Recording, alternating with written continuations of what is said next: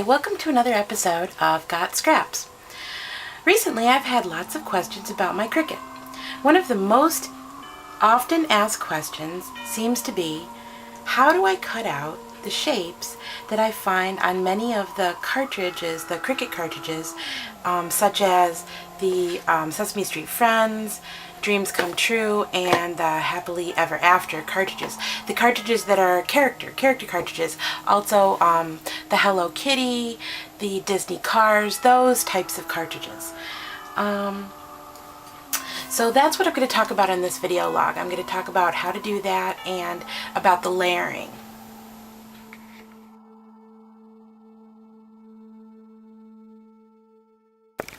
Okay, so the first thing you're going to want to do is you're going to want to choose a shape to cut. I'm using Sesame Street Friends for this vlog, which is this cartridge right here. And I'm choosing to cut out the Count Dracula, or I think he's just called the Count. So here's the image that I'm going to cut. The first thing you want to do is cut a base black shape, or a base shape in black. You're going to cut this shape in black. So you're going to load a piece of black paper into your Cricut. You're going to choose on your keypad just the Count. That's all you got to do. And cut it in black. Once you've cut that, set that aside, then you're going to cut each of the other colors of the Count, because he's light purple, white, gray, like a darker purple, green, red, and a light gray. So you have to cut each of these different colors separately, and then we're going to layer them onto the black base shape. So you're going to load your Cricut with kind of like a light purple color for his face. You're going to, once that's loaded, you're going to type on your keypad white layers body, or just this layers key, which it says it right here, body white. You're going to hit that, and then you're going to hit the key of the Count. So those are the two keys you're going to hit to cut this light purple. Then you're going to go on and do the white. To do the white, you clear everything, or reset all, clear everything. You're going to hit white layers, or body, white body layers. It's the first one, which is that one. Hit it again. You want the image that's up in the top right, so you're going to hit Shift, and then you're going to hit the Count again. You're always going to be hitting the same Count button. So it's always this button. The only things that are going to change are these different buttons here, depending on which of these different colors of the Count you want to cut.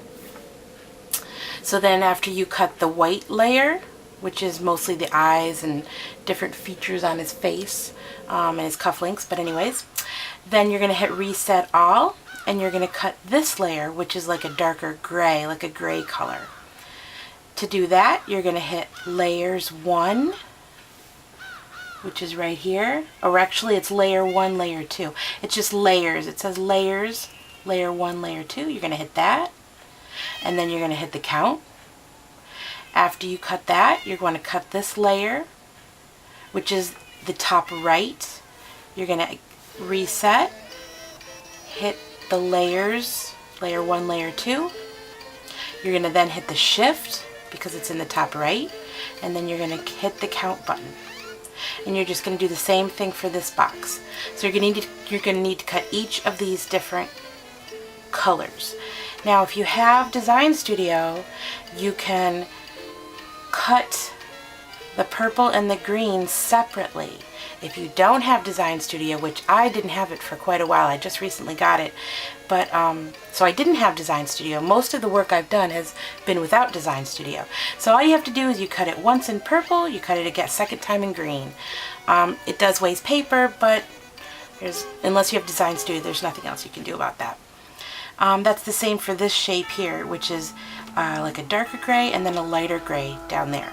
But so once you've got all your layers cut, okay, I've got all my pieces cut out. I've got my base piece and all the other colors that need to go on to the Count. So what I'm going to start to do is I'm going to give you a few tips on how I assemble my characters that might make things a little easier in the long run.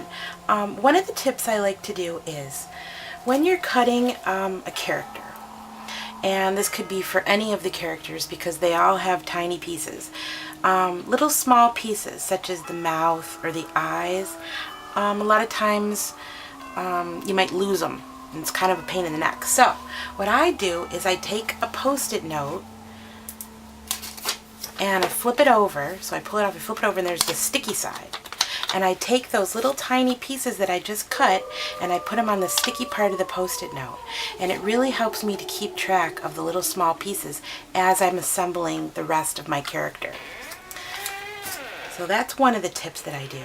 Another tip I like to do, and this just gives, the reason I do this is because it gives a lot of dimension to my characters, is I'll take the lighter pieces. So like the pieces that I've cut that are in a lighter shade, obviously not the black or the gray, the darker ones won't work, but the lighter ones. And I'll take a paintbrush and some ink pad, paintbrush, and very lightly I'll just brush the edges with ink. Just kind of ink them up a little. It adds quite a lot of dimension. I do this with all of my paper doll dress-up cuts. Everything I cut with paper doll dress-up, I'll ink the characters. I do this with Happily Ever After and Dreams Come True. Pretty much everything I cut with the Cricut, I'll ink it up. So as easy as that, it's all done. Gives a little bit more dimension to the layers, to the different pieces of the layers. Now, as far as adhesives go, I like to use the glue runners, but when you get into these little tiny pieces, you can't, obviously use the glue runner. So I would use the Zig pen, the two-way blue Zig pen. And so what I would typically do is I'll put down my larger pieces first. And then after I get my larger pieces in, then I'm able to kind of puzzle piece together the tinier pieces.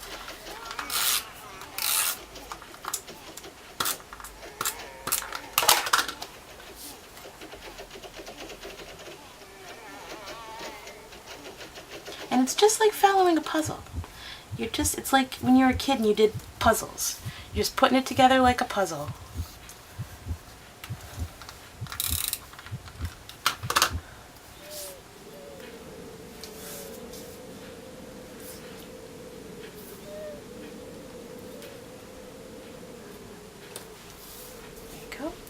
And as I'm going along, if I'm having trouble with a piece, if a piece seems especially tiny and I'm having a little difficulty putting it in, I'll pick it up I'll pick it up with my craft knife and just put it into place with my craft knife.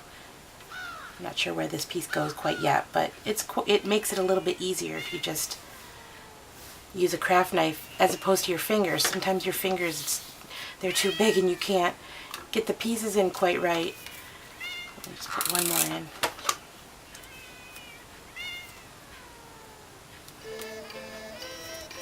Okay.